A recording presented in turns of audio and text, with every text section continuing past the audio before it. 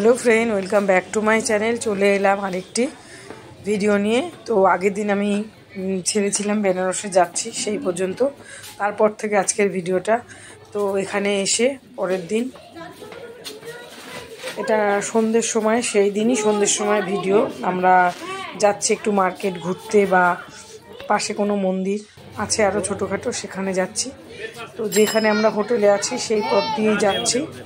খানিকটা হেঁটে মার্কেটের দিকে আসতে হয়। তো সেখান থেকে ঘর থেকে বেরিয়েই অনেক দোকানপাট আছে, প্রচুর খাবারের দোকানটা একটু কম মানে সামনেই একটু বাদে আছে খাবারের দোকান। মানে এখানে সিঙ্গারা, মিষ্টি, তারপর রাবড়ি, প্রচুর কিছু পাওয়া যায়। তারপর পাওয়া যায়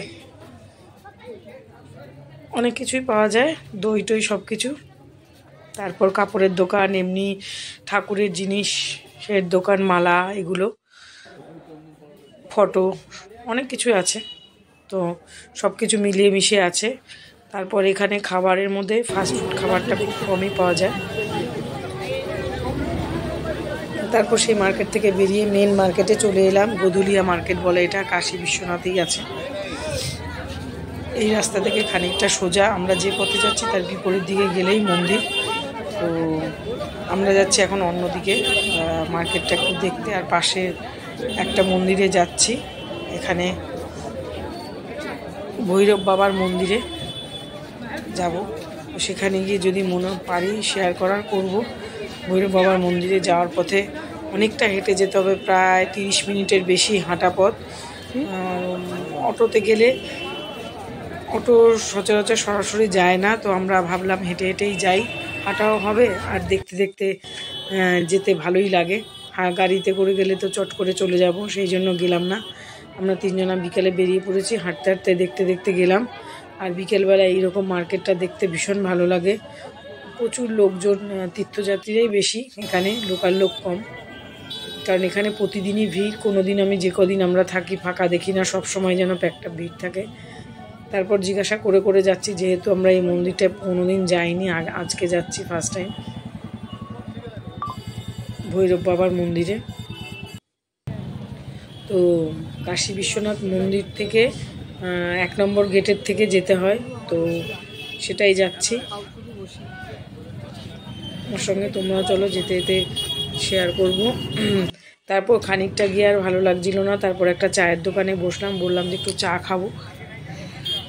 চায়ের দোকানে বসে চা খেয়ে আবার ওনাকেও একটু জিজ্ঞাসা করলাম, প্রায় চলে এসেছি। উনি বললো খানিকটা গেলেই মন্দির। তো গেলাম।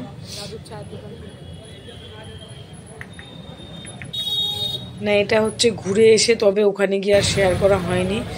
মন্দির দর্শন করে এসে তারপরেই দাদুর দোকানে এসে চা খেলাম, অপূর্ব চা।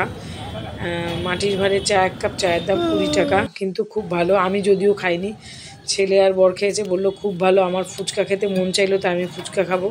ছেলেও বললো আমিও খাবো ফুচকা। চা খেয়েছে, বললো আবার ফুচকা। আমি বারণ করলাম, চা খাওয়ার পর ফুচকা খাস না, কিন্তু খাবে। তবে এখানকার ফুচকাটা অপূর্ব। এখানে আমাদের এখানে কলকাতায় যেমন আলু দিয়ে ফুচকা মাখা হয়, তারপর দেয় আলুর পুর ভরে, এখানে ঘুগনির সঙ্গে দেয়। আর সব থেকে আমার যেটা বেশি ভালো লাগে, এটা এখানে হাত দিয়ে ফুচকা দেয় না, জলটাও দেওয়া হয় হাতা দিয়ে। আর ফুচকার যে ঘুগনিটা দেবে, হাতে গ্লাভস পরে, আর ওই ঘুগনি করা থাকে, ঘুগনিটা চামচ দিয়ে ভরে ভরে দেয়। আর এই জন্য আমার বেশি ভালো লাগে। এখানে আসলে আমি ফুচকা খাই। 10 টাকায় 5টা দেয়, 20 টাকায় এক্সট্রা একটা ফ্রি দেয়, 10টা, তার সঙ্গে একটা ফ্রি মিষ্টি আচার দিয়ে। খুব ভালো লাগে খেতে। তো আমি এখানে 2 দিন খেয়েছি, আর একদিন খাবো বলেছিলাম, আর বেরোনো হয়নি, খাওয়া হয়নি। পাশেই একটা পুকুর আছে এখানে তো প্রচণ্ড ঠান্ডা, তো খুব শীতে কাঁপছিল। আমার বর দেখে বিস্কুট এনে ওকে দিচ্ছে, খিদেও পেয়েছিল, সব কটা বিস্কুটই খেয়েছে। তারপর আবার খানিকটা চলতে চলতে এখানে বেনারসি পান, এই আগে একবার খেয়েছিলাম, সেটা ভালো লাগেনি। লোকটা বললো খান, মনে থাকবে। সত্যি দেখলাম, মুখে দিলেই মিলিয়ে গেল, না ঝাল না মিষ্টি, অপূর্ব, একদম অপূর্ব। মানে তুলোর মতন মুখের সঙ্গে যেন মিলিয়ে গেল, মিষ্টি যেমন আমরা খাই ওইভাবে মিলিয়ে গেল। আর আমি একটু তোমাদের কাছে একটু করে শেয়ার করলাম। বর আগে খেয়েছে, বললো তুমিও খাও, ভালো খেতে। 25টা 30 টাকা নিয়েছিল, আমার ঠিক মনে নেই।